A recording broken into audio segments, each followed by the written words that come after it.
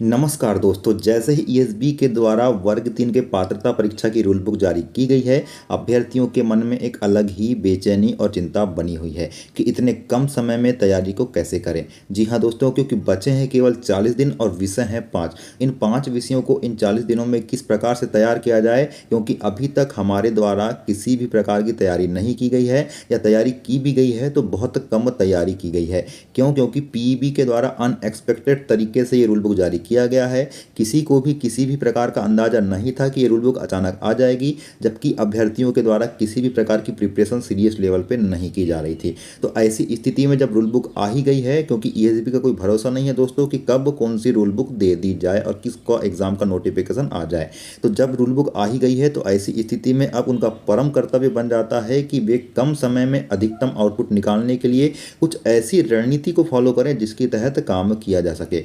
आप दोस्तों एक बात बता दूं कि ये पात्रता परीक्षा तो है जिसमें कि क्वालिफाई होने के लिए आपको 50 और 60% लाने होंगे, लेकिन 50 और 60% अंक लाना भी यहाँ पे आसान नहीं होने वाला है। क्योंकि इसके पहले की जो 2022 वाली जो पात्रता परीक्षा थी या चयन परीक्षा थी, जो कि मैंने स्वयं देकर के मेरिट में स्थान भी बनाया था दोस्तों, तो उस परीक्षा में भी ऐसे कई सारे कैंडिडेट थे जो कि 50 और 60% अंक नहीं ला पाए थे और डिस्क्वालीफाई हो गए थे। तो क्या खास रणनीति आज होनी चाहिए, इसको लेकर के हम चर्चा करेंगे। और यहाँ पे ये भी चर्चा करेंगे कि आपको किस प्रकार के टीचर्स से और कौन से पब्लिकेशन की बुक से पढ़ना चाहिए जिससे कि आप अधिकतम आउटपुट निकाल सकें। आपकी एग्जाम के समय में ऐसी क्या खास रणनीति होनी चाहिए, आपको कौन से विषय को ज़्यादा वेटेज देना है जिससे कि आउटपुट अच्छे से निकल पाए और आप अधिकतम स्कोर एग्जाम में कर पाएँ। तो आज इन तमाम बिंदुओं पर हम आज चर्चा करने वाले हैं दोस्तों। मैंने किस प्रकार से तैयारी किया था, मेरी क्या स्ट्रेटेजी थी एग्जाम के टाइम में, इन सब चीज़ों पे भी आपको बताने वाला हूं मैं। इसलिए इस वीडियो में आपको अंत तक बने रहना है। तो आइए चलते हैं ईएसबी के द्वारा जो रूल बुक जारी की गई है उसको देखते हैं। बिना समय गवाए हम केवल यहाँ पे एग्जाम के जो सिलेबस है उसकी ही बात करने वाले हैं, लेकिन प्रारंभिक कुछ महत्वपूर्ण बिंदुओं को भी देख लेते हैं। जैसे कि आप यहाँ पे देख पा रहे हैं, सबसे पहले आपके एग्जाम फॉर्म भरने की डेट 1 तारीख से लेकर के 20 तारीख तक दी गई है, और किसी भी प्रकार की कोई गलती होती है तो संशोधन भी इसी बीच में आपको करना होगा। एग्जाम का जो डेट है ये आपका 10 नवंबर 2024 यानी कि रविवार से शुरू होने वाला है, जिसके लिए कि अभी से अगर देखा जाए तो लगभग 40 दिन ही आपको मिल रहे हैं। अगर हम आगे बढ़ते हैं तो आप यहाँ पे देख पा रहे हैं कि आपका जो वर्ग 3 पात्रता परीक्षा की रूल बुक है, इसमें जो आपका पद दिया गया है ये तृतीय श्रेणी का यानी कि अराजपत्रित पद है। और इसके वेतन की अगर हम बात करें तो यहाँ पे जो पद का वेतन है यह 25,300 रुपये है, और इसके अलावा आपको डियरनेस अलाउंस यानी कि जो महंगाई भत्ता डीए है वो मिलेगा। और अगर आप पात्रता रखते हैं तो आपको एचआरए यानी कि जो हाउस रेंट अलाउंस है वो भी मिलने वाला है। आगे हम यहाँ पे सीधे बात करते हैं बिना समय गवाए केवल आपके जो सिलेबस है उसकी। तो आप यहाँ पे देख पाएंगे कि सिलेबस जो है उसका देखो दोस्तों, सबसे पहली बात तो यह है कि आपको सिलेबस लगभग पता होना चाहिए। होता क्या है कि हम मार्केट से कोई भी बुक उठा करके ले आते हैं, वो सिलेबस के रिलेवेंट नहीं रहती, फिर भी हम उसको पढ़ते जाते हैं, मल्टीपल पढ़ते हैं और एग्जाम में बोलते हैं कि कुछ भी नहीं आया। तो ये बिल्कुल ऐसा ही होता है क्योंकि हम सिलेबस को कवर नहीं किए हुए होते हैं। तो सबसे पहले सिलेबस की बात करेंगे तो आप यहाँ पे देखिए, स्क्रीन पे आपको दिखाई दे रहा होगा। सबसे पहला आपका जो सीडीपी यानी कि चाइल्ड डेवलपमेंट पेडागोजी है, इसके 30 नंबर के क्वेश्चन आएंगे। आपकी लैंग्वेज फर्स्ट और सेकंड दो अलग अलग लैंग्वेज होगी जिसमें आपको 30-30 नंबर के प्रश्न आने वाले हैं। इसके बाद मैथमेटिक्स के 30 क्वेश्चन आने वाले हैं, और आपका जो इन्वायरमेंटल स्टडी है यानी कि जो पर्यावरण अध्ययन है उससे भी 30 क्वेश्चन आने वाले हैं। इस प्रकार से कुल 150 अंकों का आपका पेपर होने वाला है, और आपको इसको सॉल्व करने के लिए 2.5 घंटे मिलने वाले हैं। जी हाँ दोस्तों, 2.5 घंटे मिलने वाले हैं, और किसी भी प्रकार की कोई निगेटिव मार्किंग यहाँ पे नहीं होने वाली है। ये सबसे अच्छी बात यहाँ पे है। तो यहाँ पे बिना समय गंवाए हम केवल सिलेबस की बात करते हैं, और सिलेबस के अंतर्गत सबसे पहले हम बाल विकास और शिक्षा शास्त्र की बात करते हैं, जो कि 30 अंकों का आपका पोर्शन होने वाला है। और दोस्तों यह पोर्शन बहुत ही महत्वपूर्ण होने वाला है।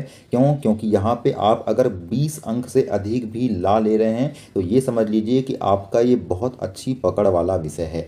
क्योंकि बहुत ज़्यादा पढ़ने के बाद भी कैंडिडेट के द्वारा पिछली बार 7-8 अंक मोस्टली लाए गए थे, और बहुत ऐसे कम कैंडिडेट थे जिनके द्वारा 20 अंक या उससे अधिक लाए गए थे। तो यहाँ पे केवल ये विषय समझ का है दोस्तों। इसके पीछे का रीज़न आपको बता देता हूँ कि नंबर यहाँ पे लोगों के कटते क्यों हैं। जनरली होता क्या है कि जब भी कोई क्वेश्चन दिया जाता है, अगर वो फैक्चुअल है और आपको पता है तो आप तो बना ही लेंगे, लेकिन कुछ क्वेश्चंस ऐसे होते हैं जो कि आपकी समझ पर आधारित होते हैं और उसके जो 4 ऑप्शंस होते हैं उसमें होता तो एक सही है, लेकिन बाकी के जो 3 ऑप्शन होते हैं वो भी आपके सही ही समझ में आते हैं अगर आपने उसको उतने अच्छे से नहीं रीड किया है एक बार तो इसलिए आपकी समझ विकसित होना इसमें मुख्य भूमिका निभाता है। अगर हम यहाँ पे 30 नंबरों की बात करें तो इन 30 नंबरों को यहाँ पर आपके 3 कैटेगरी में बांटा गया है। सबसे पहले बाल विकास की बात करें जिसके कि आपके 15 अंक निर्धारित कर दिए गए हैं। इसके बाद अगर हम बात करें यहाँ पे किसी अन्य दूसरे पार्ट की, तो यह जो पार्ट है आपका, इससे आपके समावेशी शिक्षा की अवधारणा एवं विशेष आवश्यकता वाले बच्चों की समझ, इससे 5 अंक आपके निर्धारित किए गए हैं। और थर्ड पार्ट है आपका अधिगम और शिक्षा शास्त्र यानी कि पेडागाजी, जिससे कि आपके यहाँ पर 10 अंक निर्धारित किए गए हैं।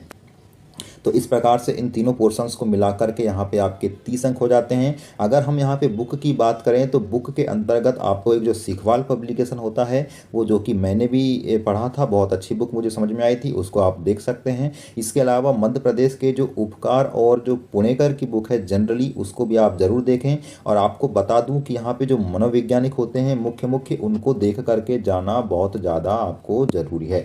जैसे कि यहाँ पर अगर हम बात करें, आपके देखिए जीन पियाजे हो गया, पावला हो गया, कोहलर और थॉर्नडाइक, इनके सिद्धांत जो है, इन सिद्धांतों को आप जरूर देखें। इसके अलावा भी अन्य बहुत सारे ऐसे मनोवैज्ञानिक हैं जिनके द्वारा कि बहुत सारे सिद्धांत दिए गए हैं, उनको आप जरूर देखें, क्योंकि लगभग आपके 5 क्वेश्चन तो इन सिद्धांतों से ही बनते हैं।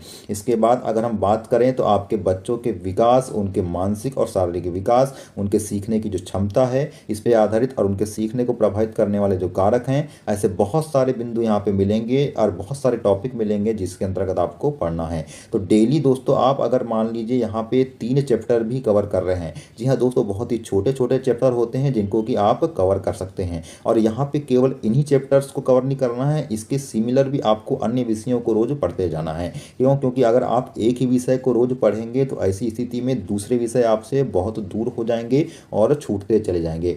इसलिए सिमिलरली आपको तैयारी करना है। मैं आपको यहाँ पे बताने वाला हूँ आगे कि आपको तैयारी किस प्रकार से करना है। तो आप यहाँ पे अगर बात करें बुक्स की, तो सीखवाल पब्लिकेशन की या राजस्थान के जो टेट एग्जाम्स है उनकी बुक आप ले लीजिएगा। उसमें फैक्चुअल चीज़ें पूरी तरह से डिफाइन कर दी गई है।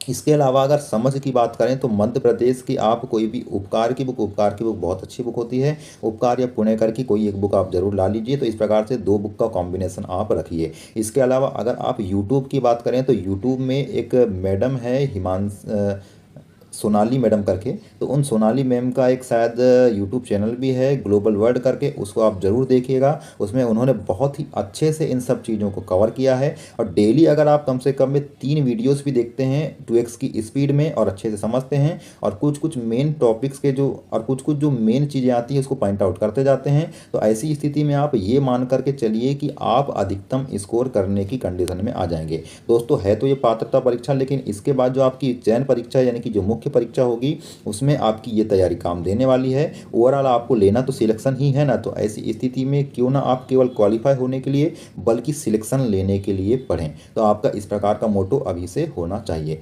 आगे हम बात करेंगे दोस्तों, आपके इन तीनों पोर्शन को आप कवर कर सकते हैं किससे, बुक जो मैंने आपको रिकमेंड किया उससे और मैडम के जो लेक्चर्स है उनको देख करके। इसके बाद आपका जो सेकंड पार्ट आता है यह आपका हिंदी का है। हिंदी से आपके 30 अंकों के प्रश्न आने वाले हैं और इसको भी 2 भागों में डिवाइड किया गया है। सबसे पहले आपके जो भाग की बात करेंगे भाषाई अवबोध और समझ पे आधारित होगा, जिसके अंतर्गत आपको 2 अपठित गद्यांश और पद्यांश दिए जाने वाले हैं।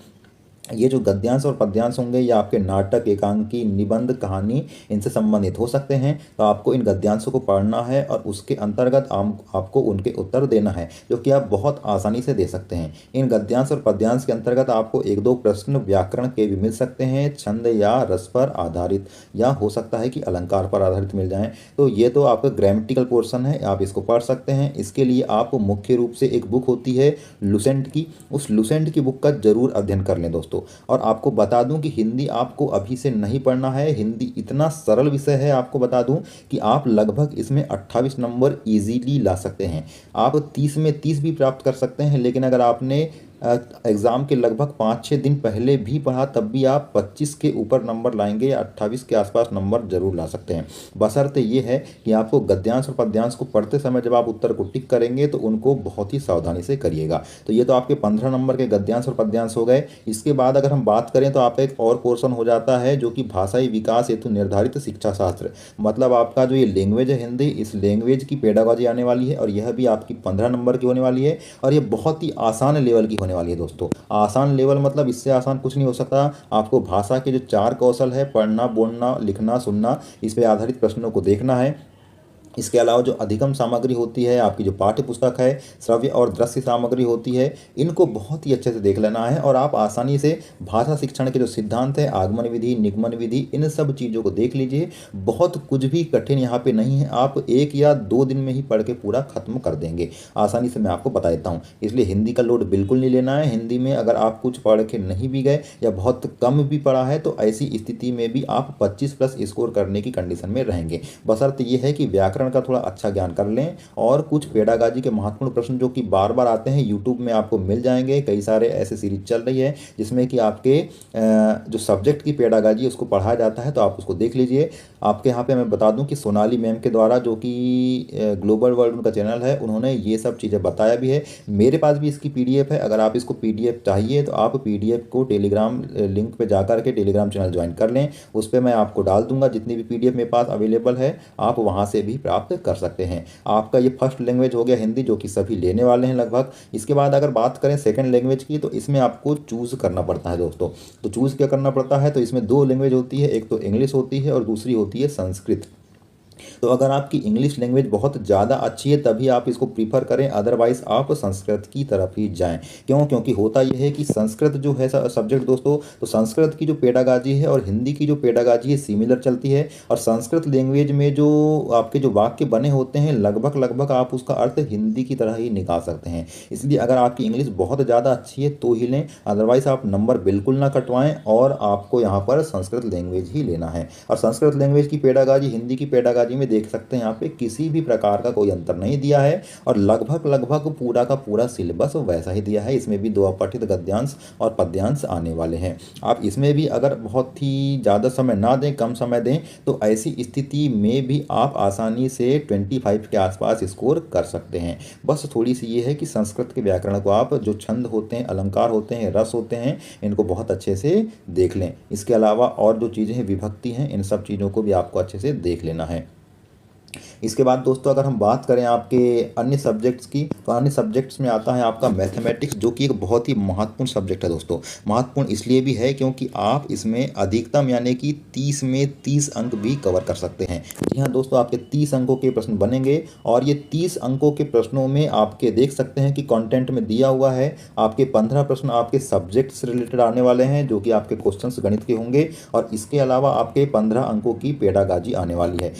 लेकिन दोस्तों आपको बता दूं कि ऐसा जनरली होता नहीं है कि आपके 15 अंकों की पेडागाजी दी जाए और 15 अंक के आपके मैथ्स के क्वेश्चन पूछे जाएं। पिछले बार भी ऐसे ही हुआ था कि लगभग आपके 6 से 7 प्रश्न ही पेडागाजी के आ रहे थे और बाकी के पूरे लगभग 22 से 23 क्वेश्चंस मैथमेटिक्स के आ रहे थे। तो ऐसी स्थिति में ये हो रहा था कि जो मैथ्स में कमज़ोर बच्चे थे उनके ज़्यादा स्कोर नहीं हो पा रहे थे। देखो मैथ्स यहाँ पर बहुत ही सरल लेवल की पूछी जाती है दोस्तों, जैसे कि आप यहाँ पर देख भी सकते हैं। संख्या पद्धति हो गया, जोड़ना घटाना हो गया, गुणा भाग भिन्न, सामान्यतः आपकी छोटी इकाई से बड़ी इकाई में चेंज करना, बड़ी इकाई को छोटी इकाई में चेंज करना। आपके आयतन पे आधारित प्रश्न बनने वाले हैं, पैसा, लंबाई, भार, आयतन, यानी कि जो भी आपके यहाँ पे मूलभूत जो गणितीय संक्रियाएं हैं उन पे आधारित प्रश्न आपके बनने वाले हैं। मीटर को सेंटीमीटर में बदलना, सेंटीमीटर को मीटर में बदलना, फिर पैटर्न पे आधारित क्वेश्चन बनेंगे, ज्योमेट्री पे आधारित आपके क्वेश्चन बनने वाले हैं, वृत्त पे आधारित आपके वृत्त के केंद्र हो गया, वृत्त की त्रिज्या हो गई, वृत्त का व्यास हो गया, उससे समझ पे आधारित आपके प्रश्न बनने वाले हैं। इसके अलावा जो 2D और 3D डायमेंशन की जो आकृतियां हैं उसको भी आप देख लें। और घड़ी के समय की बात करें तो घड़ी के समय है उनको घंटे में, मिनट में पढ़ना, AM और PM के रूप में व्यक्त करना, 24 घंटे में और 12 घंटे में किस प्रकार से आपको अंतर करना है, इन सब चीज़ों को देख लेना है। और ऐसे ही दैनिक जीवन से संबंधित आपकी जो घटनाएं घट सकती है समय के आधारित, उन सब चीज़ों पर आधारित प्रश्न आपके बनने वाले हैं। तो दोस्तों इन सब चीज़ों जितने भी टॉपिक है ये बहुत ही आसान है, इनको तो आपको देखना ही है। लेकिन इसके अलावा मैं बता दूँ कि लगभग गणित में आप आपके कुछ 4 से 5 प्रश्न ऐसे भी होंगे जो बहुत ही टिपिकल होने वाले हैं। मैं आपको बता दूं दोस्तों कि मैंने गणित में फुल स्कोर किया था, 1 नंबर भी मेरा नहीं कटा था। तो आपके पास जो मेरे कम से कम 2-3 क्वेश्चन ऐसे थे जो कन्फ्यूजिंग थे, जिसको कि मैंने 2 क्वेश्चंस को तो बना लिया था, लेकिन अंतिम में एक जो क्वेश्चंस था उसको मैंने ट्रिक के आधार पर बनाया था, और वह जो था वो बीजगणित का क्वेश्चन था, जो जी हाँ दोस्तों अलजेब्रा का वो क्वेश्चन था। तो आपको मैं बता दूं कि यहाँ पे कुछ टॉपिक ऐसे हैं जो दिखाई नहीं दे रहे हैं, लेकिन उस पर आधारित प्रश्न आपके आ सकते हैं। अगर बात करें अलजेब्रा की, तो अलजेब्रा यानी कि बीजगणित को भी आपको देख लेना है। ट्रिग्नोमेट्री का भी थोड़ा बहुत ज्ञान आपको होना चाहिए, मतलब इसके अलावा भी जो अन्य विषय हैं उस पर आधारित आपको थोड़ा थोड़ा ज्ञान जरूर होना चाहिए दोस्तों। आपको इन्हीं तक सीमित नहीं रहना है, क्योंकि यह जो सिलेबस है यह तो आपको 5वीं तक का सिलेबस है, लेकिन आपको लगभग ऐसी तैयारी करना है कि 10वीं लेवल तक आप टच कर सकें। तो इसके लिए आपको मुख्य रूप से क्या करना है, किसी भी टीचर को, मैं आपको बता रहा हूँ कि यूट्यूब में कोई भी टीचर जो पढ़ा रहा है आप उसके मैथ्स को बिल्कुल पकड़ लें। आप अगर बहुत हायर लेवल आपको नहीं पढ़ना है, मैं आपको पहले ही बता रहा हूँ, ये CGL लेवल है आपकी, जो मैथ्स की वर्ग 2 की जो एग्ज़ाम होती है गणित की, उससे लेवल का आपको बिल्कुल नहीं पढ़ना है, क्योंकि यह जो एग्ज़ाम होने वाली है यह सभी विषयों के अभ्यर्थियों के लिए होने वाली है। इसलिए सभी विषयों के अभ्यर्थियों को लेकर के यहाँ पर आपके क्वेश्चन बनने वाले हैं, लेकिन हो सकता है कि गणित वालों को इसमें फ़ायदा मिले। तो आपको बता दूँ, आपका विषय अगर कमज़ोर है गणित, तो आपको इसको अभी से तैयार करना शुरू करना है। हर दिन कम से कम आपको 2-3 टॉपिक तो कवर करना ही है, और कवर करने के साथ प्रैक्टिस भी करना है, क्योंकि प्रैक्टिस बहुत ज़्यादा यहाँ पे IMP हो जाती है दोस्तों। प्रैक्टिस हर चीज़ में IMP होती है। अगर मैं पेडागाजी की बात करूं, तो पेडागाजी में भी आपकी समझ तब ही विकसित होगी जब आप यहाँ पे प्रैक्टिस करेंगे, और अगर प्रैक्टिस नहीं करते हैं तो पेडागाजी के क्वेश्चन डेफिनेटली आप गलत करने वाले हैं। प्रैक्टिस से आपको ये समझ में आने लगता है कि इसका ये आंसर जो दिया है यही क्यों समय है, यही क्यों सही है, और बाकी अन्य क्यों सही नहीं है। तो तर्क करना भी आप प्रैक्टिस से सीखते हैं। वैसा ही गणित में भी होने वाला है, जितनी ज़्यादा प्रैक्टिस करेंगे उतना ज़्यादा क्वेश्चंस को आप सॉल्व कर पाएंगे। इसलिए यहाँ पे इन्हीं क्वेश्चंस को आपको नहीं देखना है, इन्हीं सिलेबस को नहीं देखना है।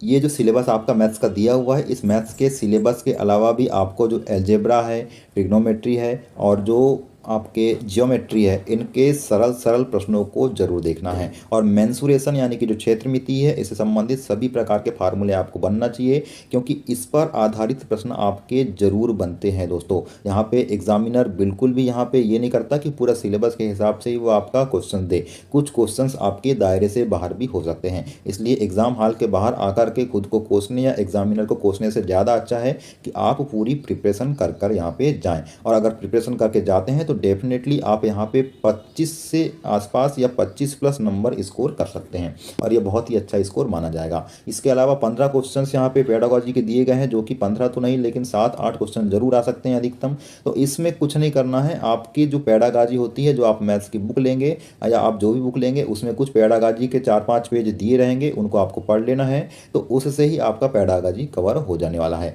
देखो मैं बता दूं, आपके किसी भी सब्जेक्ट की पेडागोजी सिमिलर ही होती है, लगभग सभी चीज़ें उसमें वैसी ही होती है जैसा कि आप पढ़ते आ रहे हैं। इसलिए पेडागोजी को लेकर बहुत ज़्यादा दिक्कत या टेंशन नहीं लेना है आपको केवल मुख्य सब्जेक्ट यानी मैथ्स को पढ़ने पर ही यहाँ पे ध्यान देना है। और मैथ्स को अभी से पढ़ना चालू कर दीजिए अगर मैथ्स कमज़ोर है तो, क्योंकि बहुत सारे कैंडिडेट ऐसे हैं जिनकी मैथ्स बहुत अच्छी नहीं होती है और एग्ज़ाम टाइम में वो तुक्का मारते हैं, सरल से सरल प्रश्न को भी किसी भी प्रकार का एलिमिनेशन या ट्रिक का प्रयोग नहीं करते हैं। इसके बाद हम बात करें सबसे वास्ट सिलेबस की, यानी कि सबसे बड़े सिलेबस की, तो वह सिलेबस है आपका पर्यावरण अध्ययन का। दोस्तों यह इतना बड़ा सिलेबस है कि अगर आप इसको आज से भी पढ़ें और 1 साल तक भी निरंतर पढ़ते रहें तो यह कवर नहीं होने वाला है। तो ऐसी स्थिति में हम इसको कैसे पढ़ें कि ये कम समय में कवर हो जाए। तो दोस्तों सबसे पहले आपके जो यहाँ पे कंटेंट यानी कि विषय वस्तु है, आपको उसको देखना है। हमारा परिवार हमारा मित्र हो गया। इसके बाद यहाँ पे दूसरा आपका दिया हुआ है खेल एवं कार्य, तीसरा आवास दिया है, चौथा दिया है हमारा भोजन और आदतें, पानी और हवा प्रदूषण एवं संक्रमण, प्राकृतिक वस्तुएं और उपज, सातवां आपका दिया है मानव निर्मित साधन एवं उनके क्रियाकलाप, और आठवां दिया है आपका अंतरिक्ष विज्ञान। दोस्तों अंतरिक्ष विज्ञान से मैं बता दूं कि पिछले बार आपके बहुत ज़्यादा क्वेश्चन आ रहे थे। बहुत ज़्यादा का मतलब ये था कि कुछ कुछ शिफ्ट तो ऐसी थी जिसमें कि आपके 4 से 5 प्रश्न ही अंतरिक्ष विज्ञान से बन रहे थे। तो इसमें करंट के कुछ प्रश्न बन रहे थे और कुछ प्रश्न आपके जो परंपरागत अंतरिक्ष विज्ञान है, प्रौद्योगिकी है, उससे बन रहे थे। तो कौन सा रॉकेट कब लॉन्च हुआ था, किस रॉकेट का क्या नाम था, किस नाम से छोड़ा गया था, तो ये सब चीज़ें यहाँ पे आई थी। इसलिए इस टॉपिक को आप बहुत अच्छे से कवर करें। और ऊपर के जो 7 टॉपिक की अगर बात करें तो दोस्तों यह आपके जो NCERT की जो बुक होती है उसमें बहुत अच्छे से कवर किया हुआ है। लेकिन मैं आपको बता दूं कि अगर आप अभी से वो जो सोनाली मैम जो कि ग्लोबल वर्ल्ड वाली हैं, अगर आप उनके चैनल से देख करके सभी चीज़ों को कवर कर लेते हैं और आपकी स्पीड जो है उसको 2x ज़रूर कर लीजिएगा और पूरा ध्यान से देखिएगा। एक दिन में कम से कम आप ये समझिए कि मेरा एक टॉपिक तो कवर हो ही जाना चाहिए, और बहुत ज़्यादा बड़े बड़े टॉपिक भी नहीं है। तो उन टॉपिक को कवर कर लीजिएगा, आसानी से आपको बहुत मदद मिलने वाली है दोस्तों, मैं आपको यहाँ पे बता सकता हूँ। अंतरिक्ष विज्ञान की जहाँ तक बात है तो उसके लिए आप लूसेंट का प्रयोग करें, और आपके जो कहना चाहिए गूगल है, गूगल में भी कई सारी चीज़ें आपको अंतरिक्ष विज्ञान से रिलेटेड मिलने वाली है, तो उसको भी आपको यहाँ पर देख लेना है। और पेडागाजी की जहाँ तक बात है तो मैं आपको बता दूं कि पेडागाजी आसान ही होती है, पेडागाजी को आप 1 से 2 दिन में ही कवर कर सकते हैं। दोस्तों आपको किस प्रकार से तैयारी करना है, आपका टाइम टेबल क्या होगा, इसको लेकर के भी अगर आप चाहते हैं कि आपको एक वीडियो मिल जाए तो मैं ज़रूर इस पर एक वीडियो बना दूंगा, आप कमेंट सेक्शन में बोलिएगा। इसके अलावा भी जो चीज़ें यहाँ पे छूट रही है या कुछ चीज़ें ऐसी है जो मेरे जहन में नहीं आ रही है तो उसको एक अगले वीडियो में कवर करने का पूरा प्रयास करूँगा। लेकिन मैं यहाँ आपको बता देता हूँ दोस्तों कि आपको किसी भी एक विषय को पकड़ करके नहीं चलना है, आपको 2-3 विषय सिमिलरली चलना है पकड़ करके। सबसे पहले आपको अगर कुछ चीज़ पढ़ना है तो यह आपका बाल विकास और पेडागाजी होना चाहिए, मैथ्स होना चाहिए, और आपका यहाँ पर EVS यानी कि पर्यावरण अध्ययन होना चाहिए। हिंदी की अगर बात करें और उसके अलावा अगर संस्कृत की बात करें तो संस्कृत बहुत सारे कैंडिडेट नहीं पढ़ते, तो आप संस्कृत को जरूर पढ़िएगा। संस्कृत की यहाँ तक बुक की बात है तो एक बहुत ही पतली सी पुस्तक है सिखवाल पब्लिकेशन की, जहाँ तक मुझे पूरी तरह से श्योर नहीं है, उसको आप 10 दिन में ही कवर कर सकते हैं। तो संस्कृत और हिंदी को लेकर के ज़्यादा टेंशन नहीं लीजिएगा, आप एग्जाम के 10 दिन या 15 दिन पहले भी कवर कर सकते हैं। अभी आपके पास लगभग 20 से 25 दिन जो शुरुआती हैं उसमें आप इन 3 विषयों को सिमिलरली पढ़ें, और एक दिन में कम से कम एक विषय को 3 घंटे जरूर दें, और हो सके तो हर तीसरे दिन में एक मॉक टेस्ट भी आपको देना जरूरी है, ताकि आपको तैयारी का एक अभ्यास होते रहे और किस प्रकार से प्रश्न बनते हैं, प्रश्नों को हल करने की अप्रोच क्या हो सकती है, उस पर भी आप काम कर सकें। तो इन्हीं तमाम अपडेट के लिए दोस्तों इस चैनल से आपको जुड़े रहना है। किसी भी प्रकार की अगर आपकी कोई परेशानी है या पढ़ाई से संबंधित किसी टॉपिक में दिक्कत है तो आप मुझे बोलिएगा, मैं हो सके तो उस पर एक सेपरेट वीडियो भी बना दूंगा। या अगर आपको ऐसा लगता है कि आपको मुझे यूट्यूब में आकर के पढ़ाना चाहिए किसी टॉपिक को, तो उसको भी मैं कवर करने का प्रयास करूंगा। तो दोस्तों आप जो भी क्वेरी है, चाहे आपके दिमाग में जो भी आ रहा हो, आप उसको ज़रूर पूछिएगा, मैं आपके हर कमेंट का रिप्लाई करने का प्रयास करूंगा। अगर नहीं कर पाया तो भी सामूहिक रूप से जो मेन हाईलाइटेड कमेंट हैं आपके, जो कि बहुत ही IMP है और कॉमन डाउट है सबके, उनको जरूर रिप्लाई करने का प्रयास करूंगा और उस पर एक सेपरेट वीडियो भी बना दूंगा। तो दोस्तों अगर किसी भी प्रकार की क्वेरी है तो आप बिल्कुल चैनल से जुड़े रहें, चैनल को अपना सपोर्ट दें, अपना प्यार बनाए रखें, क्योंकि आपको पात्रता परीक्षा ही नहीं बल्कि चयन परीक्षा क्वालिफाई करके अपनी एक सीट भी बुक करना है। इसलिए अंत तक आपको चैनल से बने रहना है। आपको मैं अपने अनुभव और जो मेरी चीज़ें हैं उसको ज़रूर आपको साझा करूँगा मैं। तो किसी भी प्रकार की तमाम अपडेट है उसके लिए चैनल से बने रहें, चैनल को लाइक शेयर और सब्सक्राइब जरूर करें। आगे तक की अपडेट के लिए नमस्कार, तब तक के लिए पढ़ते रहिए।